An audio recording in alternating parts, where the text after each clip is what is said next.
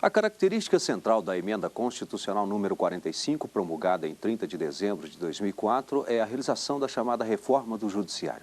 Ela envolve muitos temas importantes como a aplicação da competência da Justiça do Trabalho, a consagração do princípio do direito à razoável duração do processo e a instalação do Conselho Nacional de Justiça. Assuntos em destaque hoje no Academia, por meio da dissertação do mestre em Direito Cristiano Nascimento Osório.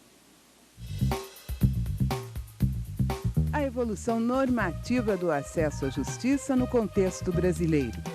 Da Lei 1060/50 ao Projeto de Lei do Senado Federal número 166/2010, um novo Código de Processo Civil. Dissertação apresentada ao Programa de Mestrado do Instituto Brasiliense de Direito Público, como parte dos requisitos para a obtenção do título de mestre em Direito. Você também vai conhecer parte da bibliografia base deste estudo e as últimas teses e dissertações da área jurídica disponíveis no mercado editorial ou nas bibliotecas virtuais. O Academia também recebe 2 convidados para debater a dissertação de hoje. O professor de Direito Constitucional, Saul Tourinho Leal, mestre em Direito Constitucional pelo Instituto Brasiliense de Direito Público, o IDP, e o defensor público do Distrito Federal, João Carneiro, coordenador do Núcleo da Defensoria Pública do Distrito Federal. Quero aqui agradecer aos dois por aceitar o convite da TV Justiça para participar do programa Academia de hoje e, claro, de forma não diferente, ao Cristiano Nascimento, que hoje traz o seu trabalho para ser apresentado aqui para a gente. Inclusive, já lhe peço. Inicialmente, gostaria de agradecer pela presença do professor de Direito Constitucional, Saul Tourinho Leal, e do coordenador de núcleo da Defensoria Pública do DF, João Carneiro Alves, pela presença no programa. Bom, o problema inicial apresentado na minha dissertação, que trata da evolução normativa do acesso à justiça no contexto brasileiro, foi reconhecer que com a evolução do conhecimento e das relações sociais, essas relações passaram a ser mais complexas. Mas, ao mesmo tempo, elas passaram também a se repetir em larga escala. Explicando melhor, essa repetitividade, essa cultura de massa da sociedade moderna criaram padrões que acabam de se repetir em larga escala, tanto nas escolhas quanto nos comportamentos dos indivíduos. Por exemplo, a competitividade da indústria força que um fabricante incorpore hoje as alterações exitosas que o seu concorrente adotou no passado. No ramo do serviço e em vários outros ramos, todas essas condutas de sucesso são logo adotadas por pessoas ou instituições. E com isso, essa conduta acaba criando padrões que se repetem em larga escala no comportamento, que chamamos de um senso comum. Dessa mesma forma ocorrem as violações. Ou seja, assim que uma conduta passa a ser repetitiva, ela cria um padrão nas relações sociais modernas. Ou seja, essas violações seguem a mesma sorte. Com isso, essa conjuntura social moderna acaba pressionando o sistema de justiça. E a partir do reconhecimento do papel do direito como um instrumento de controle das relações sociais que se desenvolve a minha pesquisa. Apresentado o problema inicial, na primeira parte do meu trabalho, intitulada Em Busca de um Conceito de Justiça, eu devo confessar que essa parte poderia ser chamada de Em Busca de um Marco Teórico. Isso porque o termo justiça, por si só, pode ser abordado de várias maneiras, seja justiça social, justiça distributiva, ou justiça apenas como uma correção normativa de uma decisão. São várias abordagens possíveis e, nesse momento, eu achei por bem tentar trazer, ainda que de uma forma resumida, os motivos para a adoção ou a não adoção de um ou outro ator para o desenvolvimento dos trabalhos. Passando por Aristóteles, Kelsen, Dworkin e várias outras doutrinas, foi com o auxílio da Sociologia do Direito de Niklas Luhmann que eu encontrei a melhor abordagem para o tema dessa pesquisa. Isso porque Luhmann reconhece a complexidade das relações sociais modernas, mas ao mesmo tempo ele tenta reduzi-las a um senso comum. Para isso ele lança mão do seu código binário, que ele chama de direito, não direito, constitucional, inconstitucional, e vai evoluindo até chegar a uma programação condicional, como uma forma de fixar como as decisões devem ser proferidas, para se chegar ao chamado do senso comum, uma forma de ver o direito como um sistema de controle das expectativas sociais. Essa forma básica poderia assim ser resumida, né? Se forem preenchidas determinadas condições, conjunto de fatos e de direito previamente definidos, deve-se adotar uma decisão tida como correta. É justamente através dessa programação condicional que Luhmann busca essa redução da complexidade das relações sociais modernas. Com isso, foi utilizado ao longo da pesquisa uma abordagem do papel de direito não como um direito projetado para a resolução de uma questão individual entre um indivíduo A e um indivíduo B, mas sim um direito projetado para o futuro, capaz de regular a conduta dos indivíduos através de padrões de decisão expectáveis. Luhmann exemplifica bem o problema quando diz que essa questão, ainda que seja entre o indivíduo A e B, com efeitos nitidamente interpartes, ela gera expectativas no indivíduo C, que é o telespectador, qualquer outra pessoa da sociedade, que espera que, uma vez violado seu direito em uma situação semelhante, a resposta seja a mesma. Foi com esse formato especial, que Luhmann chama de eliminação das contingências, é que se fez a opção pela sociologia do direito ao longo deste trabalho. Um outro problema enfrentado foi estabelecer um termo inicial para o desenvolvimento da pesquisa.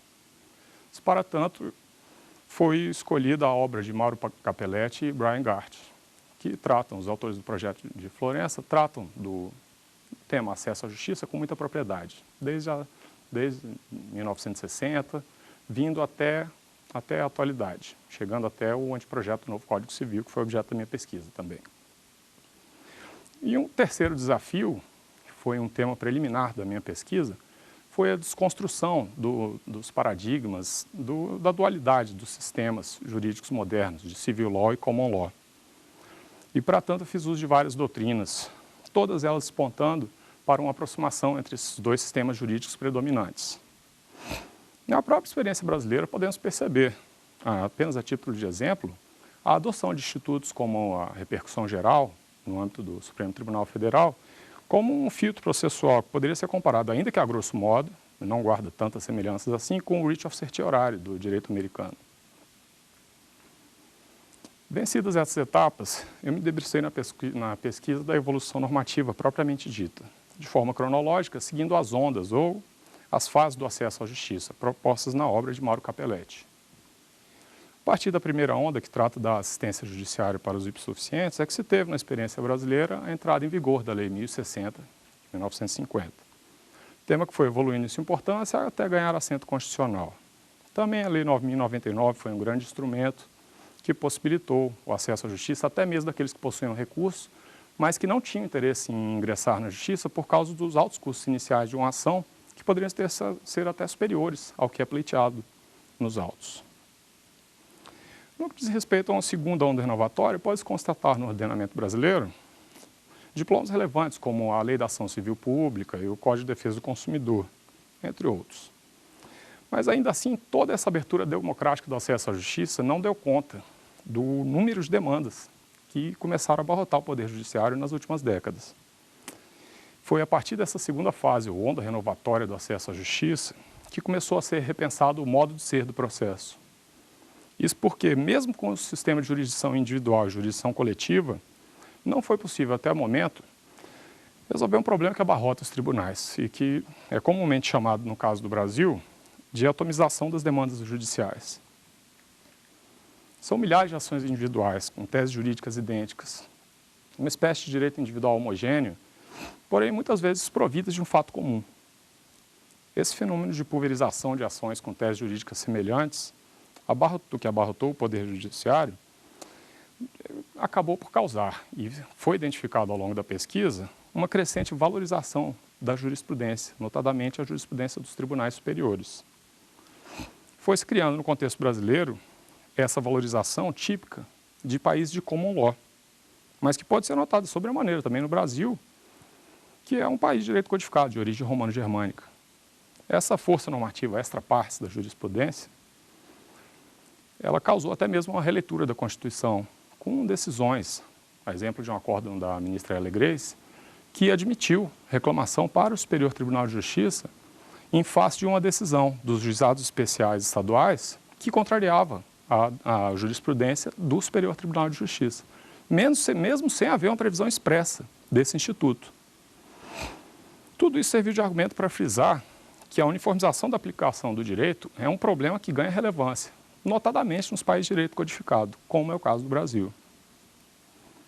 Prova disso é que esse fenômeno de valorização dos precedentes judiciais foi muito bem abordado na primeira fase da sabatina do ministro Teori Albino Zavascki, para ocupar um cargo de ministro do Supremo Tribunal Federal, perante a CCJ do Senado. Fruto desse fenômeno da valorização de jurisprudência que foram criados institutos como a súmula vinculante, repercussão geral e recursos repetitivos no STJ. Com isso é que se começou a reconhecer para o Poder Judiciário também trazer sínteses regulativas de sentido, partindo das considerações e constatações que os sistemas processuais de direito individual e coletivo eram insuficientes para resolver esse problema de atomização das demandas. Todo esse repensado papel de direito do processo que fez ingressar, então, na chamada terceira onda do acesso à justiça. Foi, então, que o legislador brasileiro apresentou o projeto de lei do Senado 166 de 2010, a proposta de um novo Código de Processo Civil.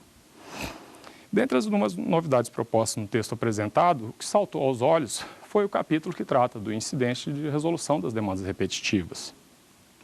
Essa proposta assim dispõe: é admissível o incidente de demandas repetitivas sempre que identificada uma controvérsia com poder gerar relevante multiplicação de processos fundados em idêntica questão de direito e causar grave insegurança jurídica, decorrente do risco de coexistência de decisões conflitantes.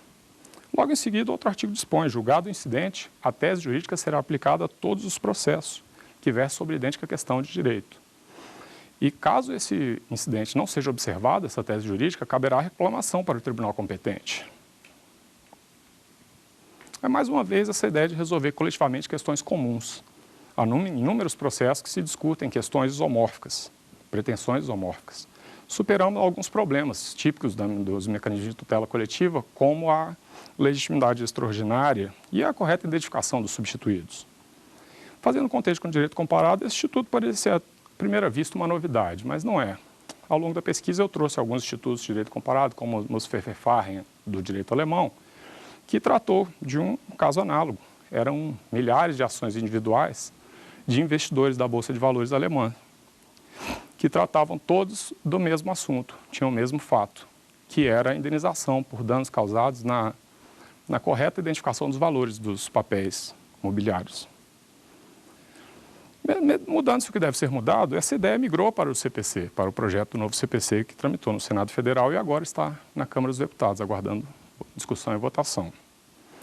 Portanto, constatou que o conceito de acesso à justiça dentro do conceito brasileiro evoluiu, numa primeira fase, do seu caráter quantitativo e apenas formal, para um caráter mais qualitativo e material, mais preocupado com enfoque na justiça e na correção normativa de uma decisão. Tudo isso se pode afirmar ao longo da pesquisa, não apenas com base na dogmática pura, mas sim com os argumentos trazidos pela sociologia de Niklas Luhmann, que reconhece o papel do direito como um mecanismo de controle que observa a forma, mediante um código de licitude e ilicitude, e com isso ele deve também regular o futuro, através de decisões, no mínimo, expectáveis. Bem, agradeço ao Cristiano Nascimento. Daqui um pouquinho nós vamos entrar já na fase de debates. Por hora, vamos conferir parte da bibliografia base deste estudo. O que é Justiça? De Hans Kelsen, editora Martins Fontes. Acesso à Justiça, de Mauro Capelletti e Brian Gart. Tradução da ex-presidente do STF, ministra aposentada Ellen Grace Northflat. Editora Sérgio Antônio Fabres. Sociologia do Direito, volumes 1 e 2, de Niklas Luhmann, Biblioteca Tempo Universitário. E nós vamos a um rápido intervalo e em seguida estaremos de volta. Até já.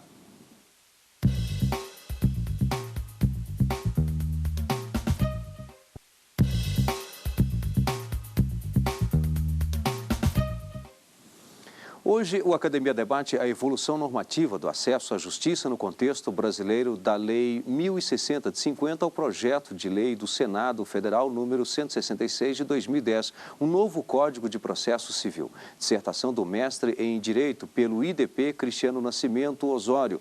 Para debater o assunto, convidamos o professor de Direito Constitucional Saul Tourinho Leal, mestre em Direito Constitucional pelo IDP, e o defensor público do Distrito Federal, João Carneiro, ele que é coordenador do Núcleo de Defensoria Pública do Distrito Federal. Mas antes de iniciarmos o nosso debate, vamos conferir algumas publicações de teses e dissertações que ganharam o mercado editorial ou estão disponíveis para consulta em bibliotecas virtuais.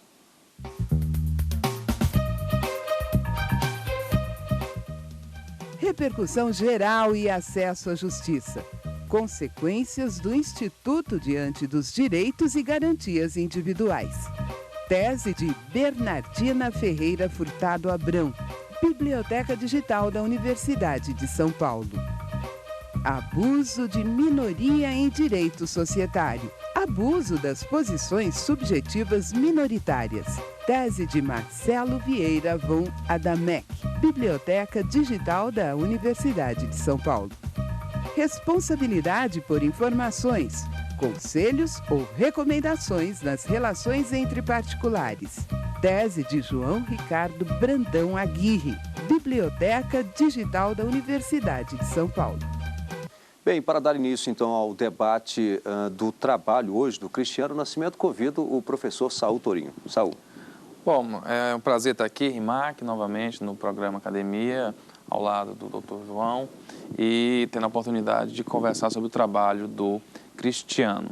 Cristiano, no seu trabalho há uma parte em que você trabalha a ideia trazida por Luhmann e associa essa ideia aos institutos do amicus curiae e das audiências públicas. Eu queria ouvir um pouco a respeito da sua proposta no que diz respeito a esse tópico específico do seu trabalho. Bom, com relação a esse ponto, Luhmann trata esse tema com bastante propriedade, porque o Luhmann, quando reconhece o direito visto como um sistema, ele frisa que é um sistema operacionalmente fechado, mas ele trabalha junto a um ambiente.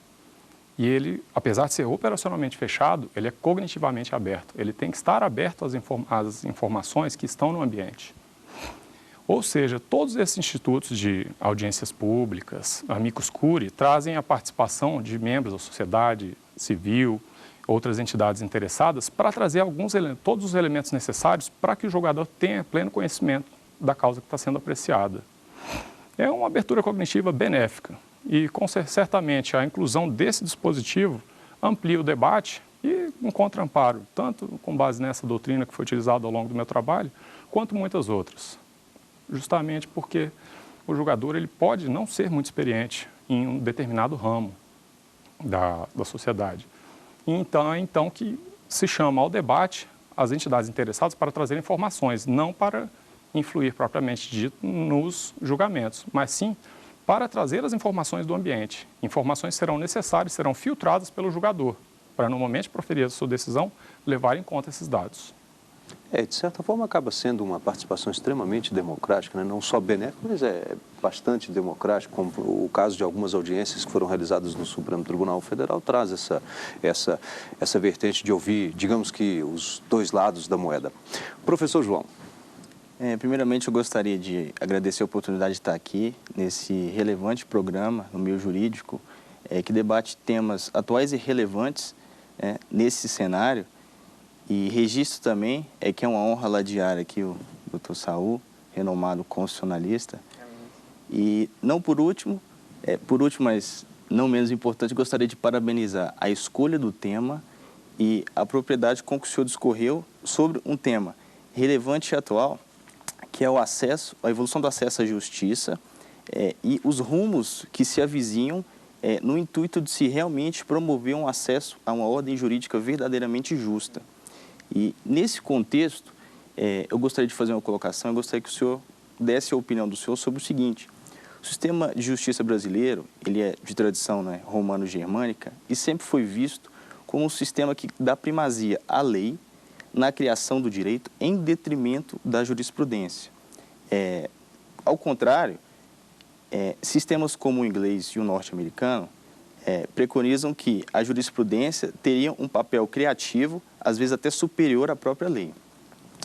Só que o caminho evolutivo do Brasil trouxe institutos como a repercussão geral, a súmula impeditiva de recursos, o incidente, agora no projeto Novo Código de Processo Civil, o incidente de resolução de demandas repetitivas, institutos que parecem conferir uma grande primazia à jurisprudência e que caracterizam um sistema de common law, não de civil law, como em tese é o nosso. Por isso eu gostaria de saber do senhor o seguinte, o sistema de justiça brasileiro, ele está evoluindo para chegar a um sistema de common law, ou ao menos um sistema híbrido de justiça? Eu acho que esse tema de grande relevância foi abordado de uma forma preliminar no meu trabalho, justamente porque foi um dos desafios iniciais. Eu tive que acabar com essa dualidade entre civil law e common law, porque o que foi constatado ao longo da pesquisa, esse fenômeno de valorização da jurisprudência realmente é típico dos países de common law. Entretanto, a realidade da justiça brasileira se fez com a evolução da realidade no contexto brasileiro, se fez necessário e foram implementados todos os institutos que o doutor citou. E mesmo assim, ainda restam casos em que eles não são suficientes. Agora, todos esses institutos caminham no mesmo sentido de quê? Da redução da complexidade, para trazer um senso comum, uma decisão. Uma vez formada uma decisão, uma vez que os tribunais superiores, que na visão de Luhmann, eles são os responsáveis pelo fechamento operacional do direito, eles firmam uma tese jurídica sobre determinado elemento, eles já trouxeram para a chamada programação condicional todos os elementos jurídicos propriamente ditos e já afirmaram os fatos, os elementos de fato e de direito necessários para o julgamento daquela determinada causa. A utilização das súmulas vinculantes, do incidente de demandas repetitivas e todos os institutos que caminham nesse sentido, eles vêm justamente para reduzir essa complexidade, para trazer uma decisão uniforme, atendendo até ao princípio da igualdade. Porque não seria justo um indivíduo A e um indivíduo B. No meu trabalho eu fiz uma pesquisa junto às decisões do Supremo, do caso de porte de arma desmuniciada. E no caso que ainda há divergência entre as turmas, ou seja, uma decisão com a mesma tese jurídica, a depender da turma julgadora, dentro de um mesmo tribunal, ela poderia caminhar em dois sentidos, de que há lesão ao bem jurídico, que não há lesão ao bem jurídico, e de que há lesão ao bem jurídico. Isso seria um tanto quanto inadmissível, no que se refere à visão do direito como instrumento de controle das expectativas sociais. Portanto, só complementando, eu acho que no caso da experiência brasileira estamos caminhando para um sistema híbrido ou eclético, mas que seja efetivo. Pelo menos é o que tenta fazer essa proposta do novo Código de Processo Civil. Professor Saulo Torinho. Bom, um outro ponto, Cristiano, que me chamou a atenção porque há uma crítica que se faz quando nós tentamos criar os modelos de resolução de demandas em massa, de que, de certa forma, a partir do momento em que eu crio esses institutos, eu trago alguma inibição ao próprio acesso à justiça, porque eu passo a impedir, no caso, por exemplo, da repercussão geral, que cada um chegue ao Supremo Tribunal Federal para apreciar o seu próprio caso. E há quem diga, Kelsen fala no seu Teoria Pura do Direito, que não existe demandas realmente iguais, por mais que nós tenhamos fatos semelhantes, jamais haveria dois casos iguais, a partir do momento que as partes não são iguais, que o tempo não é igual, que a leitura do caso muitas vezes não é igual. Então, um questionamento que eu faço e que queria ouvir o Cristiano é exatamente sobre essa crítica, de que a partir do momento que eu vou criando institutos ou instrumentos de resolução de demandas em massa num julgamento por amostragem, eu julgo e tento repetir essa decisão em todos aqueles processos, há uma parcela que deixa de chegar até o Tribunal Superior e aqui e acolá setores criticam isso. Sim, essa é uma crítica recorrente que se faz, mas no caso, todos os institutos que prevêem, no caso do julgamento, incidente de resolução de demandas repetitivas, para que eles sejam justos, a bem da verdade, eles também têm que prever um mecanismo de irritação, qual seja o direito daquela parte poder provar nos autos de que o caso dela não é análogo àquele precedente que está sendo utilizado do caso concreto.